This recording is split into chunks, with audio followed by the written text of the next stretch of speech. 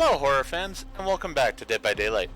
In this episode, we're going to go over the new killer in the PTB, the Skull Merchant, and her background. So let's go into character info and see who she is.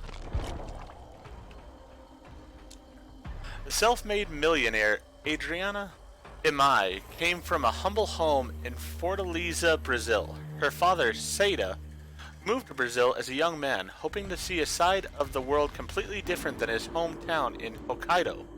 A talented illustrator, he spent his spare time designing colorful characters and worlds. While sketching patrons of a local jazz club, he was approached by Belinda, the owner, to work on a logo. What began as a business partnership soon became a romantic one, and within a couple of years, Adriana was born. Adriana excelled in all facets of education. A house full of art and music honed a brilliant mind, and her intelligence was only exceeded by her obsessive drive to be the best. While scoring at the top of every class, she was often on the receiving end of disciplinary action due to her overly competitive and sometimes violent nature during schoolyard games. Adriana's mother did her best to keep her on the right track, but her father was increasingly absent as his own obsessive drive ramped up. Adi Valente, a manga about a young girl who saves and protects the weak with her quirky robot companion. Despite working long hours at a canning facility and writing his manga in his spare time, he somehow managed a little time every night to share his wild and highly imaginative illustrations with his daughter. By middle school, Adriana was courted by a fancy private school due to her high performance, and needing money, Seda spoke to publishers about his unpublished manuscripts. He managed to find a small local publisher to carry Adi Valente, but it meant more work than he could handle. He eventually lost his job at the cannery, giving him more time to develop and illustrate his series. Adriana loved the manga, but the family was forced into hard times. In her final semester, Seda requested higher royalties, but the publishing company went into administration and decided to cut the series. No longer able to afford the school fees, Adriana was pulled out of the elite academy, where she was at the top of her class.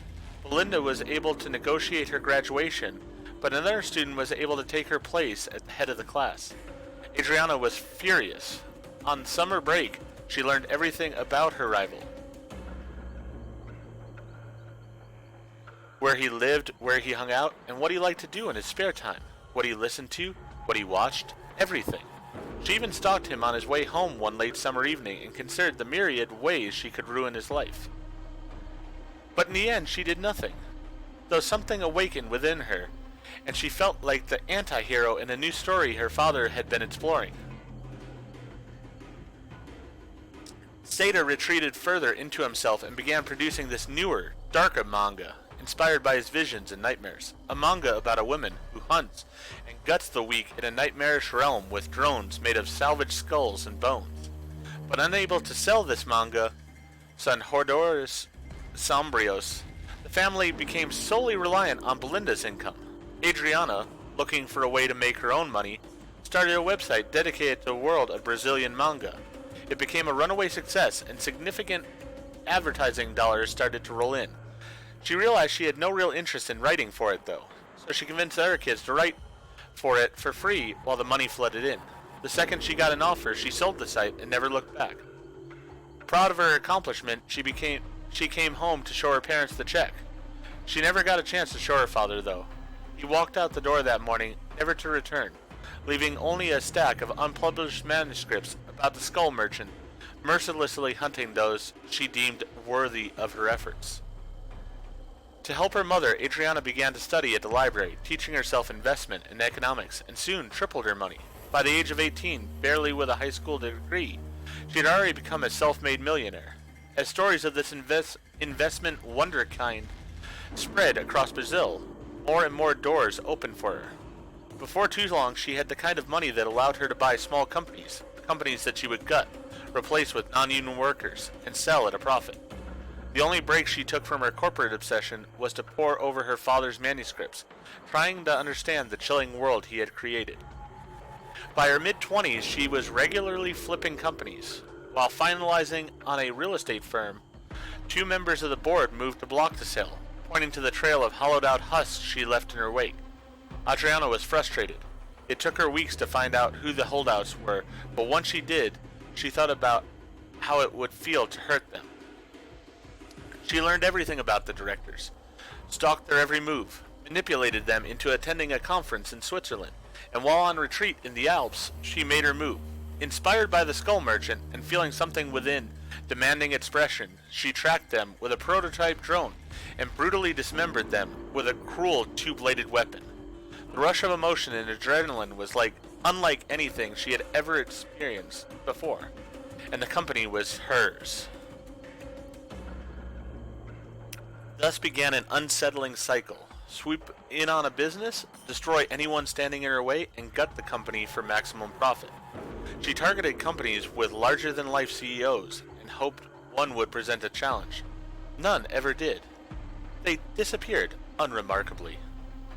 An aggressive manager of a fireworks company, known for his survival tours, was her last target, right at home in Brazil. Survival tours, a perfect cover. Adriana lured him to a decommissioned airship hangar.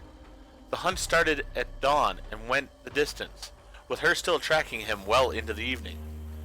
Locating him, she used one of her drones to direct him to a dead end, when a pair of kites suddenly appeared on camera and the feed died. Her face hardened. Her eyes widened in disbelief as she slammed her laptop shut and charged to where the drone had crashed. There she found her prey, reaching out to someone in the growing dark to help. Witnesses, not part of the plan. Without a second to lose, she plunged her blade through his stomach, exposing meat, bone, and a dying heart. The vitiated body staggered left and right, sending a shower of red over the green foliage. As her victim collapsed with a thud, she turned to the young witnesses. Wrong place, wrong time. They broke into a sprint. She gave chase, her blades thirsting for more blood. The lush green of the trees melted into a thick black fog. Real life warped into something San Hedorus Sombrios. A sick grin crept across her face as she rushed forward to begin a new chapter in her life. So that is the background of The Skull Merchant.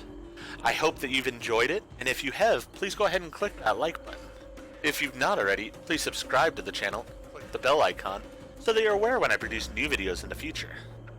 In the next episode, we're going to go ahead and play as the Skull Merchant and see how she is in the fog. With that in mind, though, I hope you do join me again for that episode. But until then, please be safe in the fog.